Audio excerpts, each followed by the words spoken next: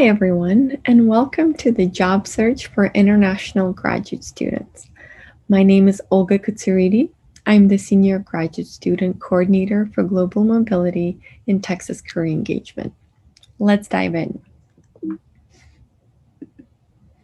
I want to start by talking about very important topics of self-care, taking care of your mental and emotional health, as well as your physical health. As we all know, job searching, actively applying for positions, exploring careers, and networking come with a mental strain, and it's important to have tools, resources, and healthy coping mechanisms in place to help you get through all of these things successfully. These practices of mindfulness and self-care will also help us stay positive, engaged, and get excited. All three very important characteristics to have as a competitive applicant in the US hiring process. One way to guarantee that you make time for self-care is to build it into your weekly schedule. Remember, we want to rely on these tools in order to avoid burnout, sustain a high level of performance for a long period of time.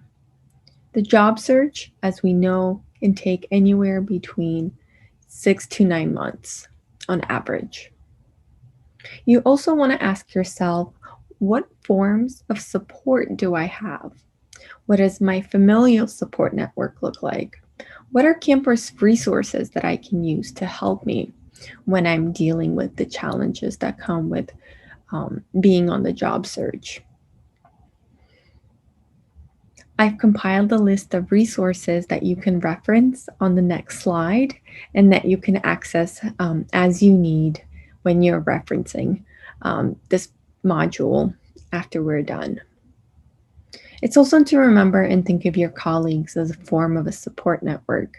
You create your own peer support network so you don't have to go through all of these stages on your own, or you can join an existing one that CMHC has.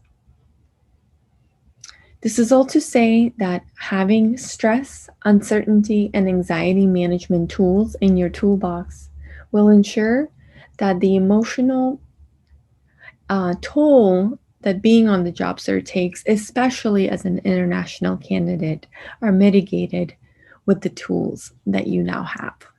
And you can find those, as I said, on the next page.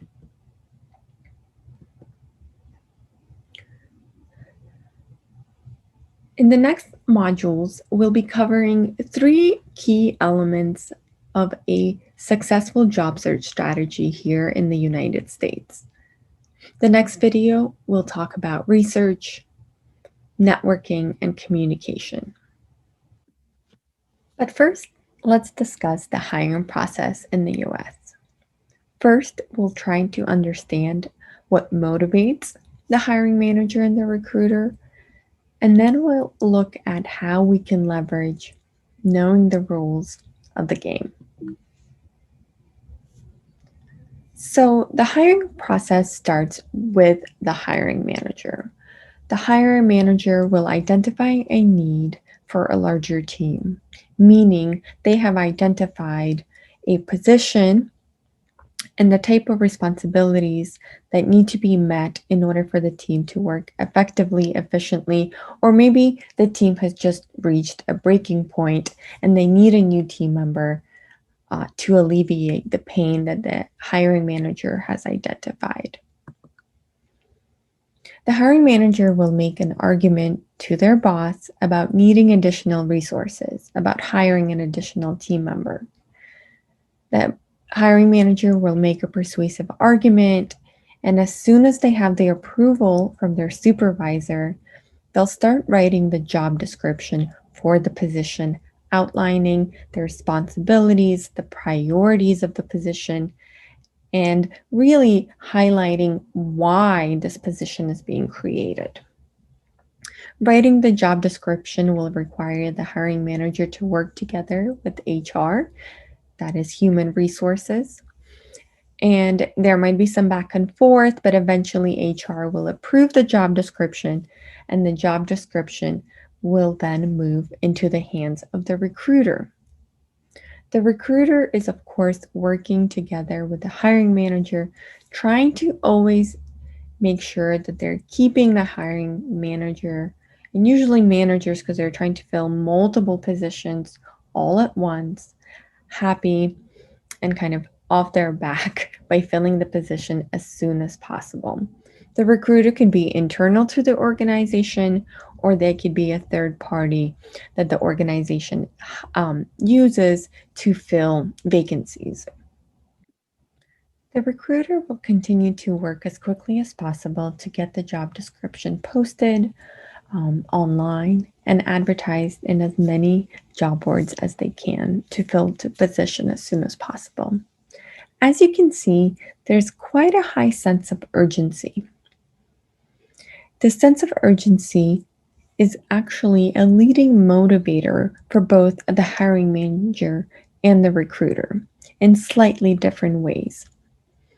It's helpful to consider the perspective of the recruiter and the hiring manager in the US because you now will understand what is driving their decision making when they're looking at candidates and applicants. For example, when hiring managers and recruiters are looking at a mountain of resumes, they're going to really look for three things. The hiring manager wants somebody who's proven, who's motivated, and who's ready to hit the ground running with minimal onboarding as well as minimum training. The recruiter, who's looking at probably an even larger mountain of resumes, wants a candidate who stands out immediately, somebody who's an obvious fit for the position, whose documents very explicitly align and are very transparent about how they can fulfill the needs of the position. It's somebody who's also eager, right? Maybe they're contacting them, maybe they've connected with them on LinkedIn. And it's also somebody who's validated. And we'll talk a little bit more about this in the networking video. But how do you get employers to trust you? And how do you get employers to look at you?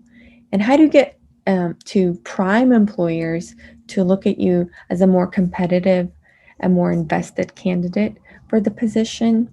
And people within that organization that you can connect with can reassure the employer and the hiring manager that you are a dedicated, a qualified, and it adds an additional layer of credibility to you as a candidate.